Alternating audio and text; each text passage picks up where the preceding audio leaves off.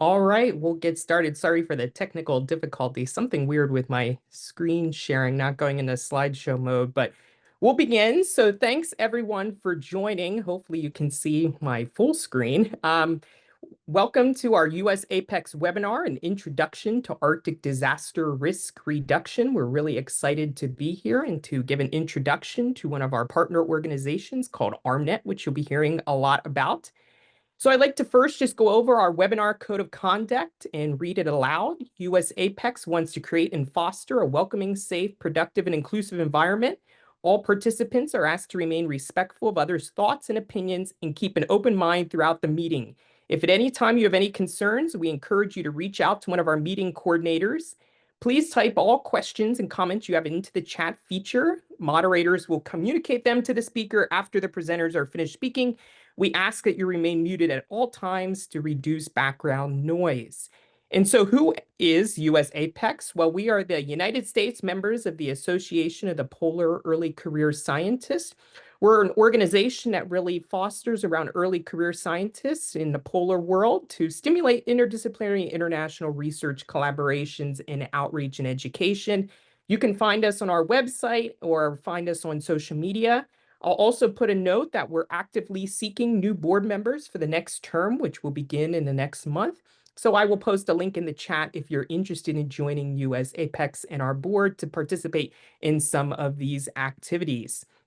So I'd just like to start by introducing our primary speaker for today, Ann Garland, who is a research associate at ARES, the Applied Research and Environmental Sciences nonprofit. And I will hand it over to her to introduce ArmNet and disaster risk reduction.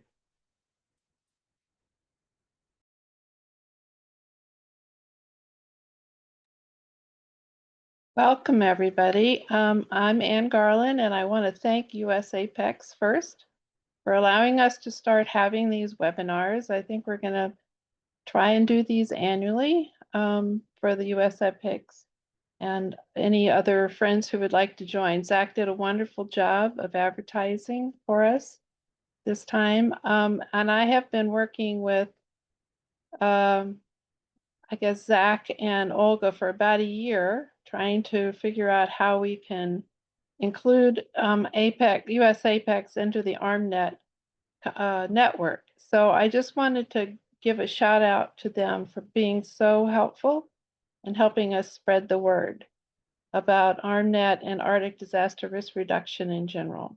So what I'm going to do is start a short, very short explanation of ArmNet, and it's mainly going to be kind of just the background of how we ended up developing it. If I can go to share, get back to me.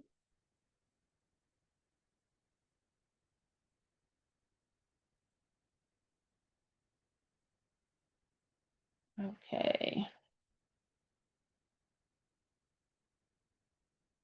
Let's see, am I doing that? Here we go.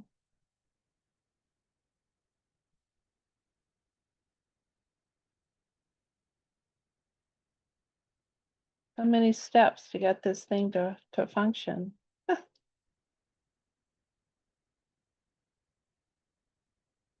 you see the slideshow? Not yet. Not yet.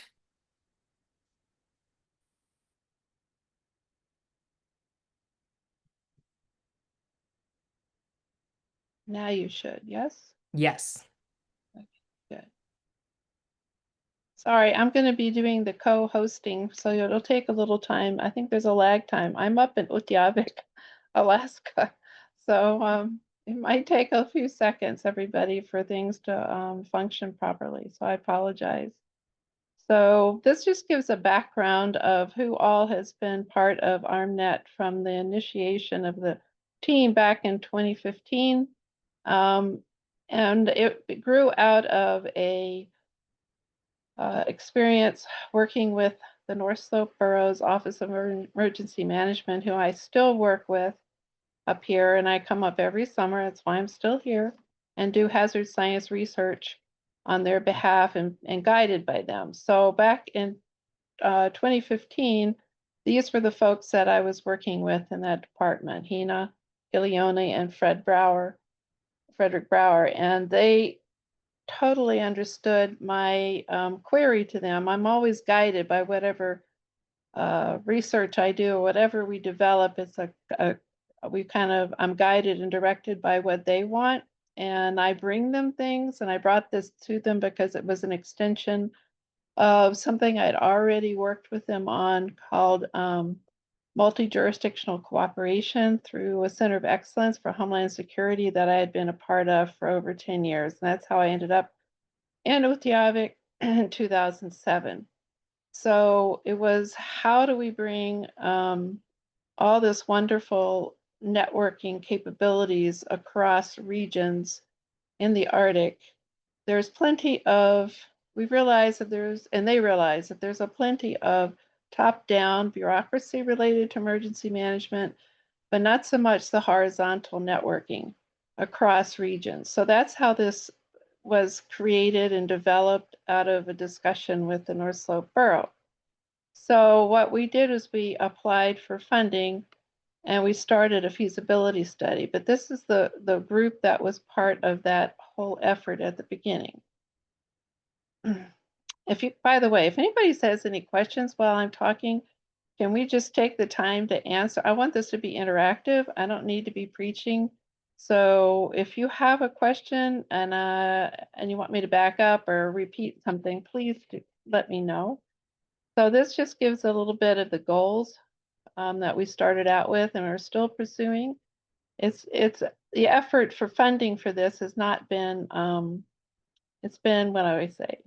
Well, you can see at the bottom our funding sponsors. It's been as we are able to find funding. So it's usually through grants that Aries has or other colleagues have to help progress our goals that are presented here.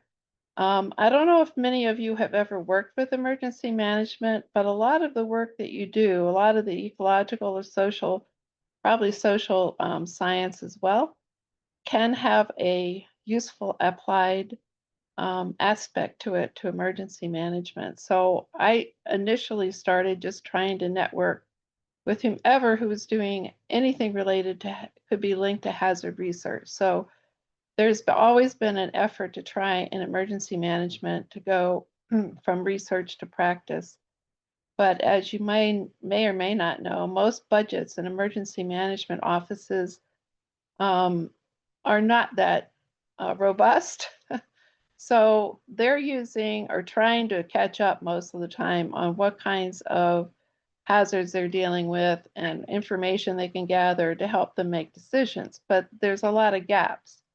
And any emergency manager would probably tell you that. So we realized that from the beginning. So I went to a international Arctic Change conference. I don't know if anybody's ever heard of ArcticNet, but they put those on annually. And I made a connection with Leanne Benoit at that conference, and we started a bilateral effort between Canadian Arctic, and she does Arctic disaster risk reduction with the Athabascan Council. So I was with the North Slope Borough. So we put together a proposal in 2015 and got it through the US State Department in Ottawa. And that's how this was jump-started for a feasibility study. So that gives you kind of the background of how I ended up working with a Canadian Arctic colleague, and then we want to keep spreading this. So we have been slowly making connections across partners. You can see the list of different partners we've talked to. And when we have funding, we try and network with them and do some sort of workshop or training or some kind of webinar like this one as often as we can. And just want to put a shout out to Leanne. She is the Athabascan Council's representative on the Arctic Council's EPPR working group, and we are pending an adoption of ArmNet. And I say that with large quotes pending because she started the process and the Ukraine war started. So we know what that means. So it's been on hold for who knows how long. So we're hoping that we can help fill a gap for the EPPR in relation to the fact that we want to do this across regions and especially among small communities, smaller remote communities, and not just state level. And then the last slide about ArmNet is just a little bit more about the details of what our aim is and working with, not for, being very transdisciplinary and trying to reach out to anybody in a regional or local community who has any connection at all to hazard science, hazard search and rescue, any kind of connection at all. Community members, no matter what, are welcome to be part of this. So please tell people if you're in communities to reach out to us to be part of this, because it's going to be word of mouth. We do have an interactive website we developed through my NAA funding, but we have been putting it on hold. We started it before COVID, and we wanted to have educational workshops to actually help develop it and revise the website to make sure we had different kinds of input face to face. And of course, that ended with COVID. And then Leanne did have some workshops. I have some workshops every year in North Slope Borough, but we haven't been able to spread it much further than that. And we will be starting the interactive website as soon as Leanne and I can get back together. And we have a lot of case studies we want to keep putting on there and rotating them. So we're trying to create a compendium of different case studies to help make that connection of sharing information and decision making and policy and practice in these different remote communities.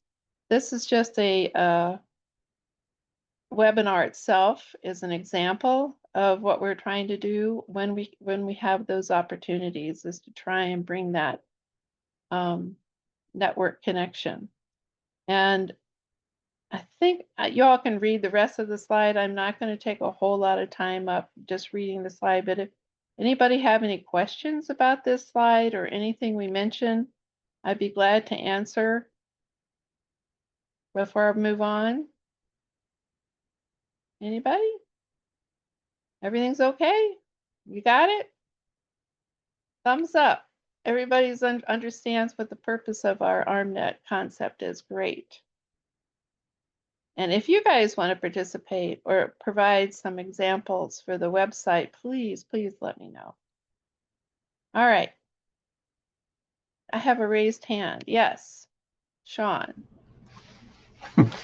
Hey, good morning, Ann. Sean Hayes. So I work for the Coast Guard sector here in Western Alaska and U.S. Arctic.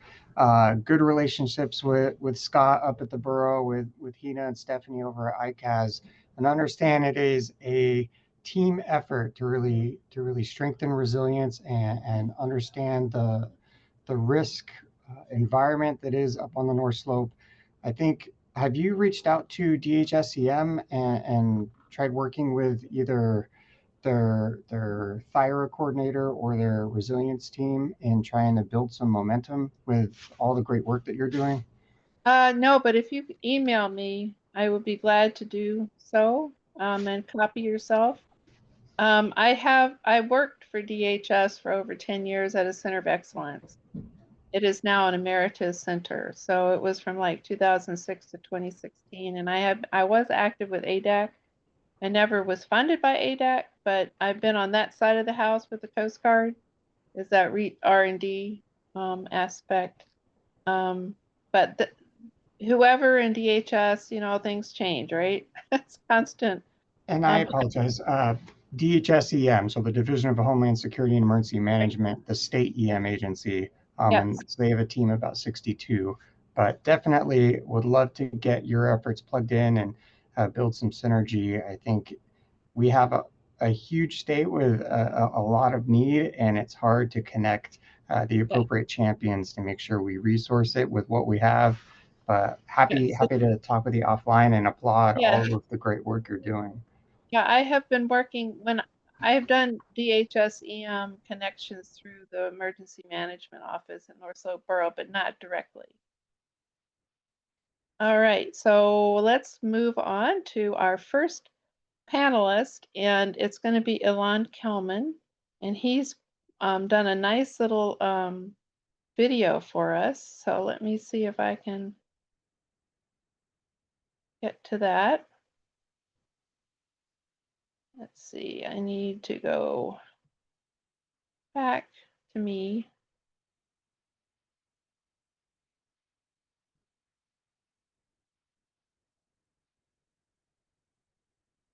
And share once more. We're gonna have two videos this morning and a slideshow after this. So just to give you a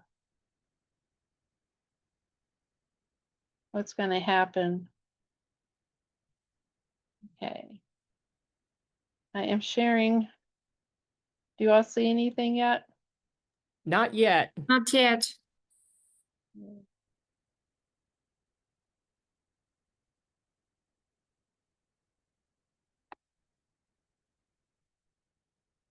How about now? Yay! Yes. All right. I am going to turn this on. I think I pushed the right sound button, Olga, from yesterday. So let's hope that it's still got a sound. I'm trying to figure out. I can't see the bottom of my screen to find out if I have the sound on, but let's see. Hello, Can you I hear am me? Ilan Kelman Yes. at University All right, everybody hears of it. Good. London, the UK, and the Arctic University of Norway in Tromsø. Thank you for this opportunity, and I look forward to exchanging about this topic of dealing with disasters in the Arctic. Today, I focus on disaster diplomacy.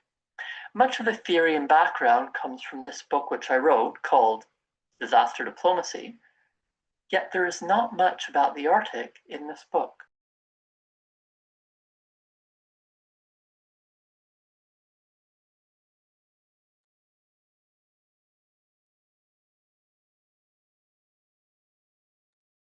Hi, Anne, I think we lost the sound. Yes.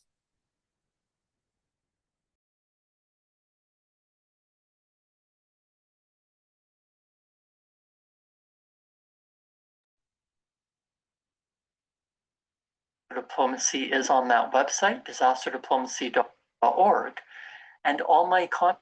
Do you hear anything? We have Yes. just heard a little bit, but now, yes, please continue. You hearing? Contact details, my Yes. social media, are on my website, elankelman.org, in order to try and ensure that I learn from you and we continue interacting to improve how peoples around the Arctic deal with disasters and avoid the devastation, for which here I focus on disaster diplomacy. Disaster diplomacy examines how and why disaster-related activities do and do not influence conflict and cooperation. The key is that phrase disaster-related activities. It is certainly after disaster, response, recovery, reconstruction. We also must consider how to avoid disasters, preparedness, planning, readiness, mitigation, and definitely risk reduction, the technical phrase being disaster risk reduction, in order to ensure that disasters do not happen, and very much wondering, how does political cooperation, how does diplomacy, how do people who and entities who do not like each other deal with disaster risk, or after something has happened?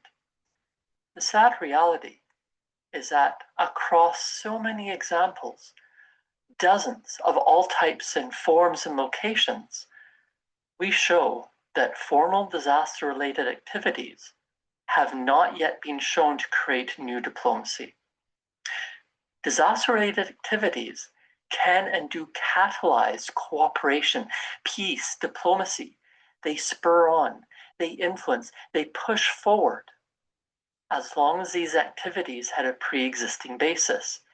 This pre-existing basis could be secret negotiations, it could be strong cultural and trade links, it could be leadership seeking peace. Even where diplomacy is affected by disaster-related activities, it tends to be in the short term, on the order of weeks and months. Over the longer term, so thinking about years, non-disaster factors typically overtake any disaster-related influences. These non-disaster factors can be a leadership change, other incidents or events, or simply the inertia of historical dislike. Why does formal disaster diplomacy not work? The answer is fairly straightforward. Because our leaders do not necessarily prioritize stopping disasters and saving lives. Politics can be uncaring. You knew that already. This is not really a new result. It is up to us to change the situation and to do better, including through cooperating. An example of is Arctic disaster diplomacy, looking at Svalbard. Svalbard is a high Arctic archipelago of about 2,500 people under Norwegian sovereignty, governed by the 1920 treaty, which permits the citizens of any signatory country to live and work there. Norwegians have been the largest population, Russians second. During the Cold War, the Soviet Union was not especially friendly with NATO countries, including Norway. The USSR became Russia, followed by Russia distancing itself again from its neighbors. It invaded Georgia in 2008, occupied parts of Ukraine in 2014, and launched its full-scale invasion in 2022. Yet along the Norway-Russia border in the Arctic, search and rescue agreements remain in force. Russia-Norway cooperation has diminished, although Norwegians stand ready to help Russians and others in trouble, such as in the Barents Sea. Meanwhile, for Svalbard, plenty happens and must happen locally, which is essential given the archipelago's distance from other places and the need for swift, efficient responses due to the high Arctic environment. This also occurs in the context of Svalbard's Ukrainian population alongside the Russians. Examples? Transportation-related crashes, mainly aircraft, boats, and snowmobiles, disease outbreaks for which the COVID-19 pandemic was prominent, polar bear attacks, power outages, oil spills, avalanches, landslides, weather, melting ice and permafrost, coastal erosion, possible inundations from precipitation-related flooding, earthquakes, and tsunamis. And climate change over the long term is affecting many of these aspects, such as weather and related concerns, including sea level rise and acidifying oceans. Meanwhile, increased maritime traffic and scientific, economic, and tourist activities contribute to the risks. Unsurprisingly, yet rarely admitted within academic frameworks, people do help each other in need. It is human basics, no matter what our politicians do, and irrespective of multilateral agreements or lack thereof. Across Svalbard, beyond nationalities and geopolitical tensions, residents express trust, belonging, and reliance on each other. This is informality. Informal risk governance, informal diplomacy, localization. Academia offers these words and notions. We see it in practice at 79 degrees north within the unique formal governance system of Svalbard. Fundamentally, as we all do, when someone is in trouble, we help, even if corporate, political, or nonprofit leaders are lambasting each other. In the summer of 2018, a Norwegian ship carrying international tourists crashed into the docks of the mainly Russian settlement of Barentsburg. Residents sprang into action for search and rescue and medical assistance. There was no other option. Waiting for governments to agree or for outside resources to arrive would kill people. Local political changes parallel wider geopolitical changes. This is nothing new. People, politics, and societies always change. Informality, person-to-person connections, supporting a stranger or friend or family in need still happens. We can call it track 2 diplomacy or track 17 diplomacy, informal risk governance, local and traditional volunteerism, convergence behavior in disasters, and the whole host of technical terms which academics adore. The reality emerges in Svalbard. All nationalities connect via social media groups, cultural and sporting events, and in-person chats. These connections exchange information and skills for disasters, snow conditions, equipment availability, first aid, search and rescue. Local tourism companies who compete otherwise regularly update each other about the weather, ice, avalanche risks, and other environmental conditions, routinely assisting each other during difficulties. It is the human condition.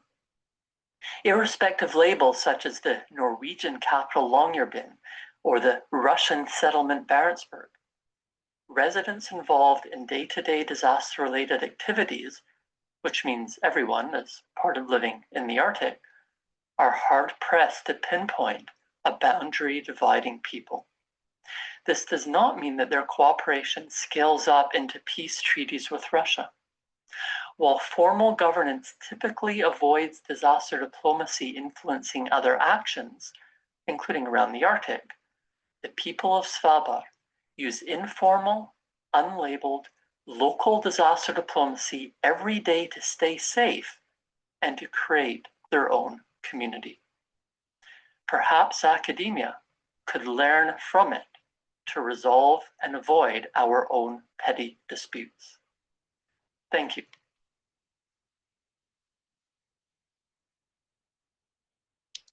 Does anybody have any questions that I could try and help answer for Elon, since I've been working with Elon, and I actually, one of my, I have risk assessment workshops that I've been doing in North Slope Borough since 2016. We have one article. I did hire, she's not a student of Elon's, but she knows about Elon, but she's did her doctorate in disaster risk reduction in Svalbard.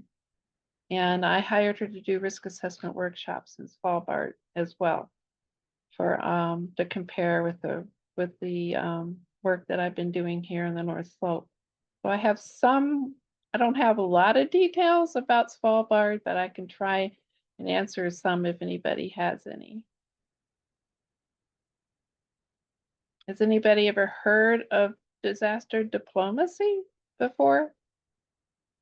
It's a really cool concept. It's kind of aligns with my work in multi-jurisdictional cooperation, right?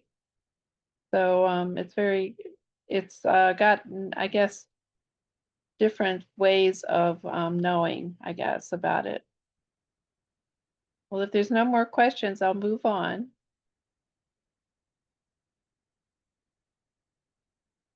And the next is going to be a slideshow that I'm going to start. But then I am going to start another video, and the background of this particular presentation or information is related to one of the community-based monitoring projects that we've been running up here in the North Slope Borough now since 2016. And most of my hazard research up here is with community-based monitors that I pay through my different funding sources to do the hazard science research. So we very much are involved in trying to build local capacity and work with the emergency management and the community at the same time. So let's see if I can get the this one to share.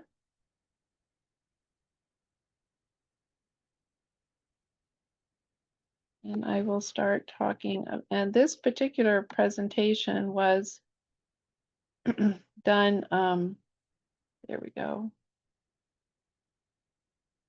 at the Arctic Council's very first Arctic Emergency Management Conference, which was in Bodø, Norway, this past March. And I've given this talk several times, and I was hoping to get my community monitors to come and help me present it, but unfortunately they were not able to.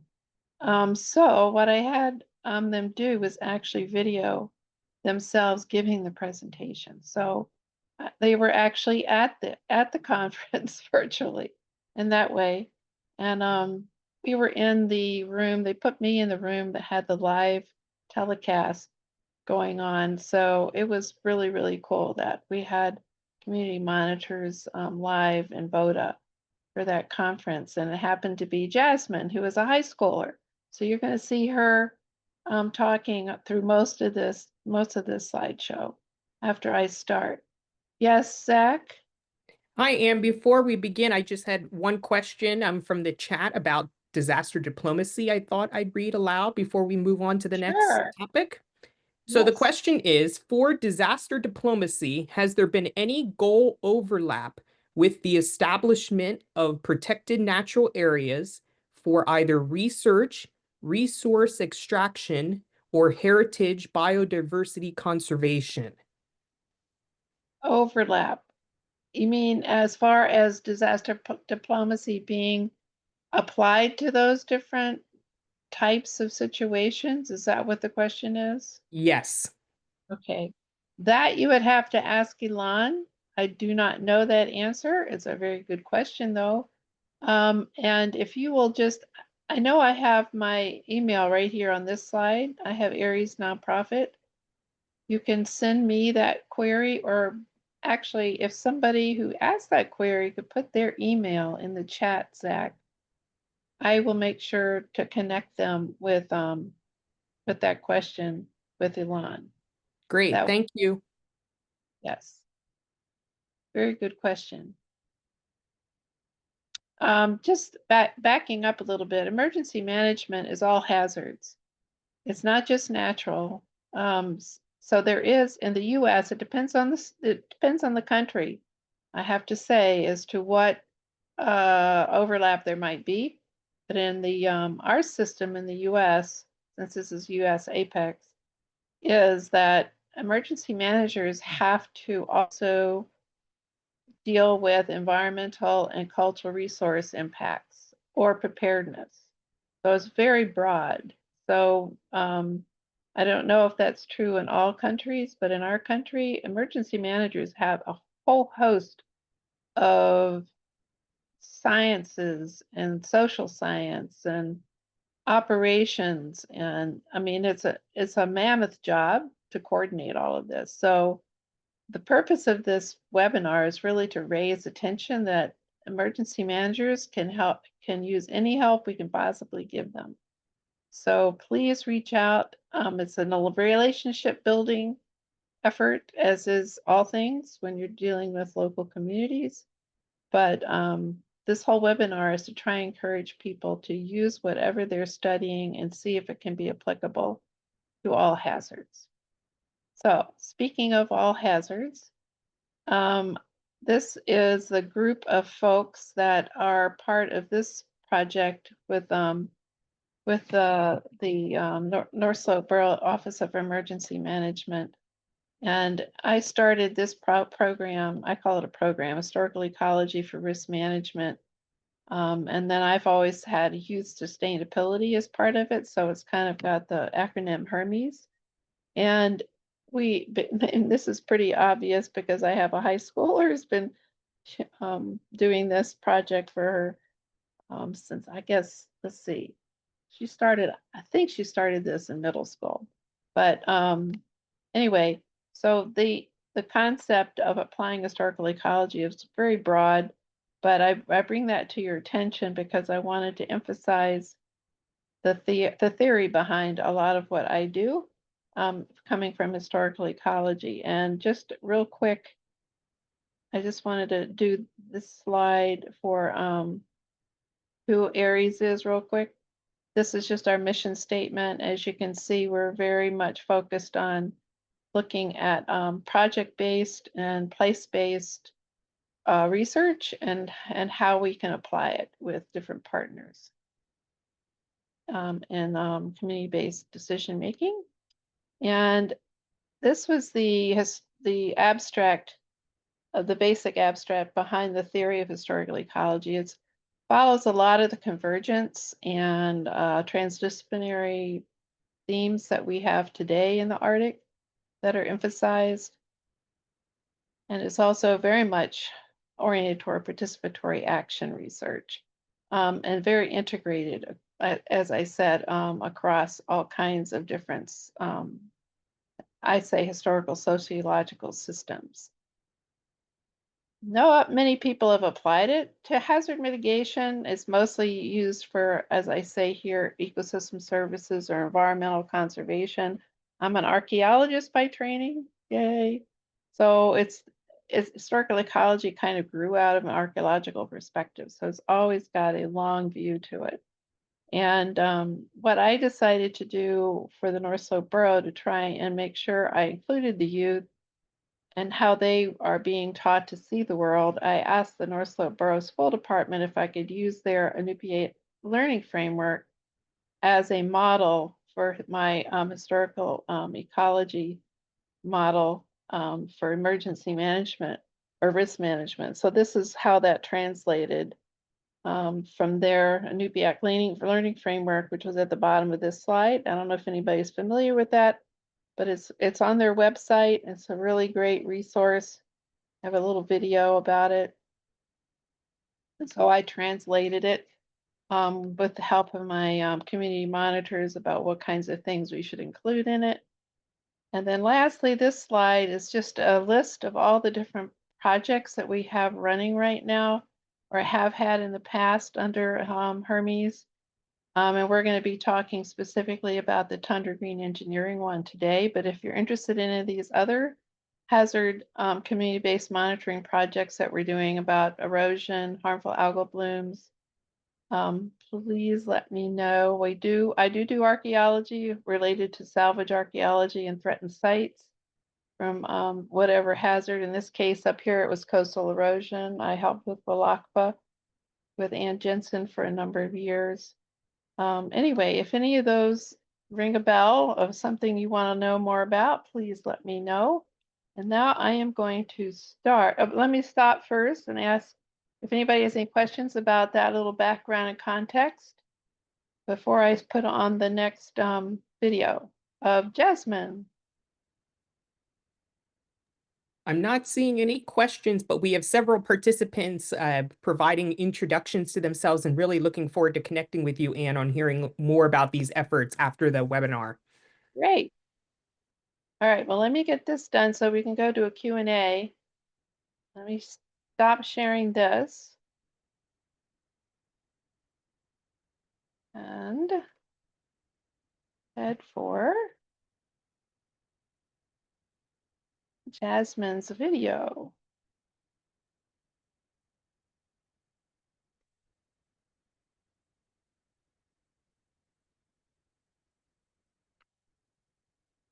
Okay, what happened?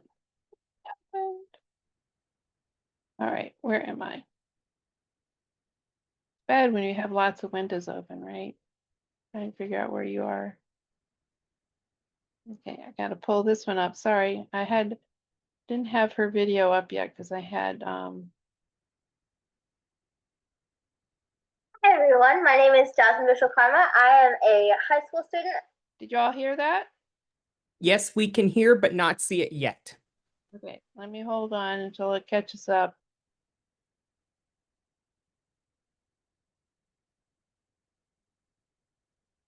Make sure I shared it. Okay, here we go.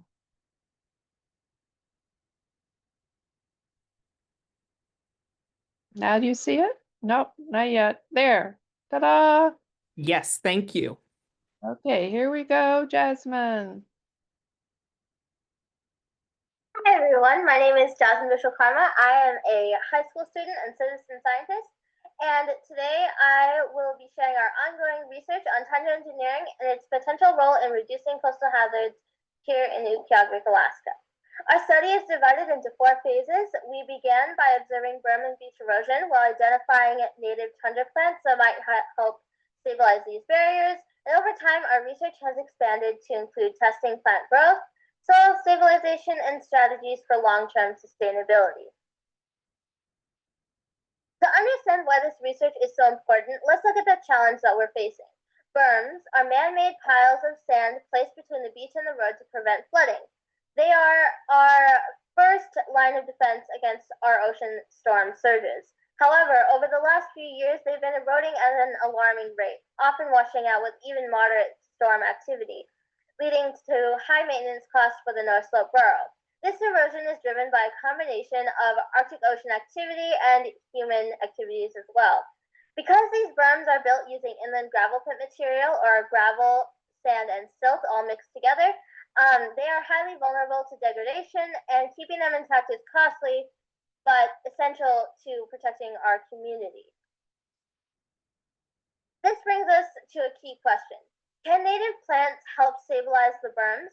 Could natural vegetation reduce erosion while cutting maintenance costs? Since 2015, we've been studying plant migration onto the berms, identifying local species, and analyzing their potential to improve erosion resistance. Our goal is to find plant species that can naturally reinforce these protective structures. Soil conditions are a crucial factor in our study. Initial tests revealed that berm material has low moisture content, is highly prone to erosion, and contains depleted nutrient levels, all of which are challenges that make plant growth difficult. We've been exploring solutions such as adding compost and using erosion control products to improve soil condition and support plant establishment. So, what kind of plants are best suited for this environment? We're focusing on species with extensive root systems that can anchor the soil while thriving in the berm's harsh conditions. Ideally, we aim to also identify plants that have ecological or traditional uses, such as for food or medicine, so that they provide additional benefits to our community. One such candidate is American dune grass. It naturally thrives in sandy or wet coastal areas, and while no traditional uses have been reported, its ability to stabilize sand dunes makes it a strong contender for berm reinforcement. In phase 2, we're expanding our research by planting native species in controlled plots and monitoring their growth. The landward side of the berm, where they are more sheltered from ocean surges, will serve as our primary testing area. Over time, we'll assess how these plants impact erosion rates and overall berm stability. To structure our study, we've implemented a randomized block trial along a 130-meter section of the berm. We are testing different variables, including seeding, transplanting, soil treatments, such as erosion mats or compost, and our objective is to identify the optimal conditions for plant survival and berm stabilization. At this stage, we've gathered valuable insights. We've identified which plant species naturally establish themselves on the berms and are analyzing their root systems. Moving forward, we'll refine our methods for introducing new plant growth, determine the best timing for seeding and transplanting, and evaluating how those environmental factors influence our success rates. As our research continues, we continue to seek additional plant species that meet our criteria. We encourage community members to share their knowledge about the native plants, especially those with traditional uses, because the more we learn, the better we can develop a sustainable, nature-based solution for berm stabilization. Our work is far from over, but the potential benefits of tundra engineering are clear. By harnessing the natural ability of plants to stabilize soil, we can develop a cost-effective, community-driven approach for coastal protection. Thank you. Okay, and I had asked Yvonne and Jasmine to be online if possible this morning. I don't know if they're here. Yeah, we're here. Yay, there she is. Okay, anybody have any questions for Miss Yvonne and Jasmine about our project? I can tell you what the updates are if anybody's into natural-based solutions, but it's been a real interesting journey, as the two of them can tell you. Trying to figure out why that stuff is growing out there and how we can make it grow even more. Any questions for our panelists?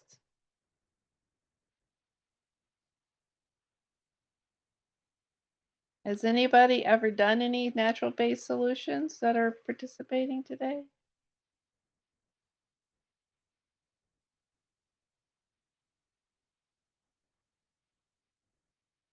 No?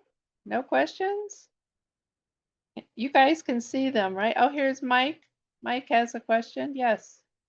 Hi, yeah, my name is Mike. I'm with the University of Alaska Fairbanks International Arctic Research Center, and I was curious about this work. It sounds like it's really like the identification and the mechanisms for planting to reinforce the berm are well underway. Have you started doing any research into the like whose job it will be and where the funding will come from to implement kind of a broader planting of these plants to reinforce the berm and decrease long-term disaster costs for the borough and the town of Utqiaġvik? Thanks.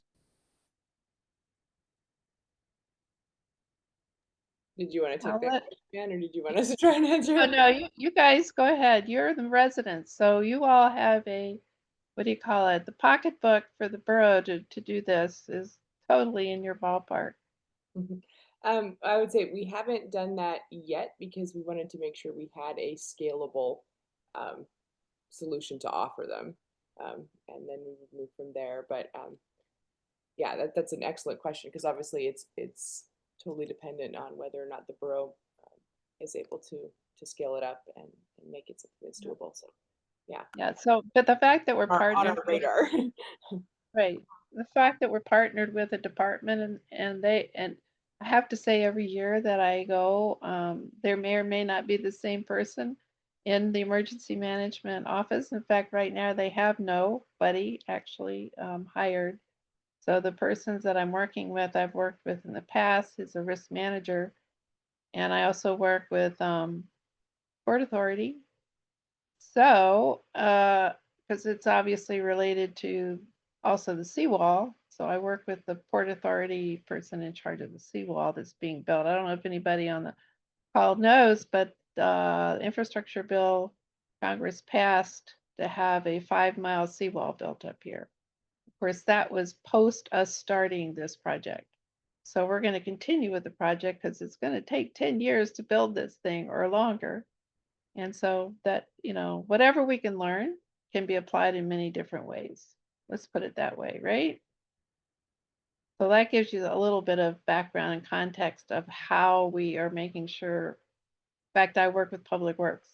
We're in the midst of working with them and making sure the operators know when they're out there putting up more soil on the berms, not to cover up our block of our random trial, because they almost covered it up last year. So we're in the midst of coming up with a solution for the operators with the Public Works people right now, their supervisor. So does that help? I mean, they are investing some time in it already because they're, working with us. Yeah. Hope that answers it somewhat. Zach? Yes, so we have two questions coming in on the chat. Here is the first one. What have been the most common errors encountered and what solutions have worked so far? Oh, for the study, the tundra study itself, or the other anything else that I've been doing? Just the tundra? I'm not entirely sure, but maybe the tundra. Yeah, I'll let Jasmine and Yvonne answer that one. I would say like using erosion prevention material, things like that we thought would, work really well. We put, attached it to the berm as well. But between human and wind interference, we lost all that pretty quickly. Seeding was a real challenge. It seems like seeds just kind of blew away because there's a lot of wind in the area. So yeah, it's definitely been a challenge to do anything besides like right now we're really experimenting with transplanting plants to the berm because that seems to be maybe the most reliable way of actually getting them established. So yeah, I mean, I think we're learning a lot about what works and what doesn't, but Yeah. So the transplanting we're doing is ryegrass. We've done that so far, and I think we've discussed going forward since you could see the pots. I don't know if you saw those on the slide, but we put the seeds in 4-inch pots, and they're growing. But casting did not work, which is what the original plan was for our random trial. And we're not sure that what we're planting in the grass, the tufted hair grass and the bulbous bluegrass is actually taking, because we're out there right now, this part of between now and September, middle of September or so, to try and go out and map everything again on each plot and find out what's there from last year and what's not.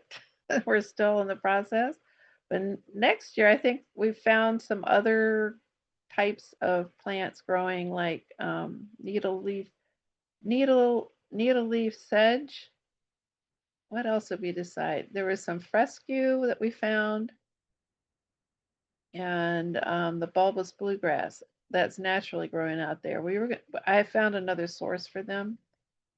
So we're going to try and transplant those out there along with the ryegrass for next year. We'll still do the grass seed too, because we have lots of grass seed left to do in the forest. Just to give you how we're doing this is trying to come up with what works. Nature's doing a great job. The man-made covering of all the stuff with berm fill is not such a great asset, but if we could just get them to leave that section and let it keep growing naturally, maybe that's the best solution for the ecosystem, but we're trying to augment the ecosystem right now. Great, thanks. I think we have time for one more question, and this question is, how are the research results being disseminated with the impacted communities? Are they involved in the research process? If yes, in what ways? Okay, you guys want to go for that one, or you want me to do it? I guess I would say the first way was, excuse me, we do a lot of recruitment of people in the communities. We have presentations at the library and stuff that we try to get people involved as much as possible. But yeah, Anne, go ahead. You can probably. Yeah. So we have every year I'm up here, I'm recruiting for community-based monitors. So it becomes kind of like I do it twice a month for each monitoring project. So there's plenty of, like, for 3 months I'm doing this, all right, twice a month for each. So there's a Facebook we use, there's bulletin boards all over town. We put the flyers up. We try everything we can to try and make sure we're transparent. We have QR codes on the flyers. We have a Facebook journal for this particular project that you can go to and just keep up with what we're doing. And the thing I'm wearing around my neck right now is an eco print of the plants. We had that on one of the slides. Can you guys see the plants on the, you can't see it, it's all blurry. There, I can sort of get it to hold. Anyway, so we're having an exhibit or activities coming up in September where we're gonna like have a STEAM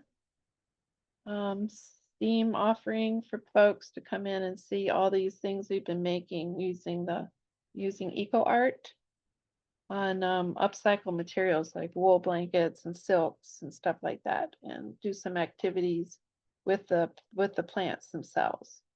So that's coming up in September. Does that help?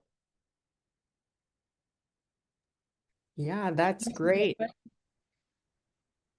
I think we're out of time, but feel free, as Anna's mentioned, I put her contact information in the chat. I want to also note that we have a feedback form where you can leave feedback and provide comments to connect with Anna and all these other organizations interested in disaster risk reduction. And just want to thank you, Anne, and for organizing this and telling us more. And we look forward to collaborating with you as well. And thanks to everyone for joining this USAPECS webinar. Again, we have a call out for new board members. So if you're interested, please feel free to contact us and reach out anytime. And I think that's it for today. So thanks again, everyone, for joining, and hope you have a great weekend. Thank you, USAPECS, for allowing us to do this. Thank you, and please complete the survey if you could.